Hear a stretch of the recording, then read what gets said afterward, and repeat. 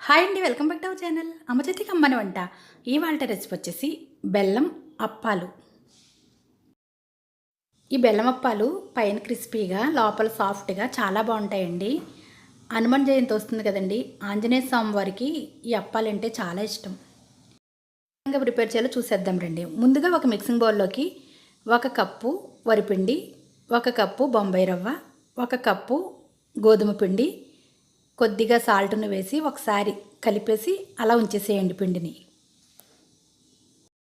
ఈ అప్పాలు చేయడానికి గోధుమ పిండి, వరిపిండి, బొంబాయి రవ్వ 3 సమానంగానే ఉండాలండి. ఇప్పుడు స్టవ్ ఆన్ చేసి ఒక ప్యాన్లోకి 2 కప్పుల నీళ్ళని వేసుకోవాలి.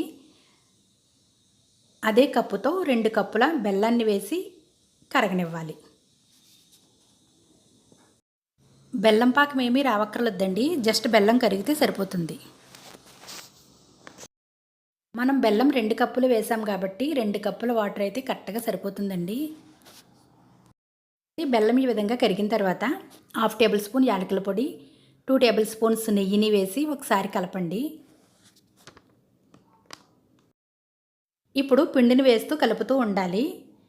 ఫ్లేమ్ని లో ఫ్లేమ్లో ఉంచి పిండి దగ్గరికి అయ్యేంత వరకు కలుపుతూ ఉండాలి. పలుచగా ఉన్నట్టు అనిపిస్తుంది, ఏమీ కంగారు పడకండి. చల్లారిన తర్వాత బాగా గట్టిగా అయిపోతుంది. చూడండి, ఈ విధంగా దగ్గరికి అయ్యే విధంగా ఉంచుకొని స్టవ్ ఆఫ్ చేసేయండి. మనకి అచ్చంగా పాలకోవాన్ని ప్రిపేర్ చేస్తాం కదండి, ఆ పిండి కన్సిస్టెన్సీలానే ఉంటుంది.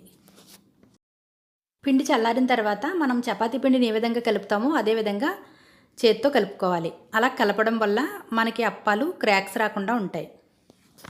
చేతికి కొంచెం నెయ్యిని అప్లై చేసి పిండిని కొంచెం కొంచెంగా తీసుకుని ఈ విధంగా రౌండ్గా చేసుకుని అప్పాలుగా చేసేసుకోవడమే. అప్పాలు చేసేటప్పుడు పలుచగా చేయకూడదండి, కాస్త మందంగానే ఉండాలి. చూడండి, ఇంకొక పద్ధతిలో చేసి చూపిస్తున్నాను. మనం పిండిని రౌండ్గా చేసి అరచేతిలో పెట్టి ఇలా ప్రెస్ చేస్తే మనకి అప్పాలుగా వచ్చేస్తాయి. పిండి కాస్త పలుచగా అయ్యిందనుకోండి, అది చల్లారిన తర్వాత బాగా దగ్గరికి అయిపోతుంది.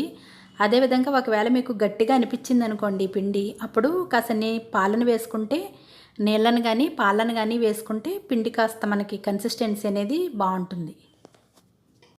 చూడండి, అప్పాలను ఈ విధంగా కూడా చేసుకోవచ్చు. అన్ని అప్పాలని ఇదే విధంగా చేసుకున్న తర్వాత వీటిని పక్కన ఉంచేసేయండి.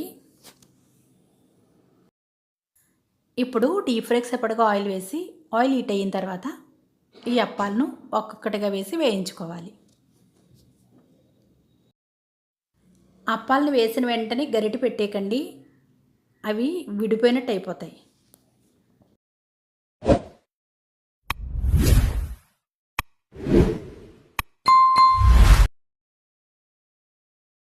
అంతేనండి, బెల్లం అప్పాలు రెడీ.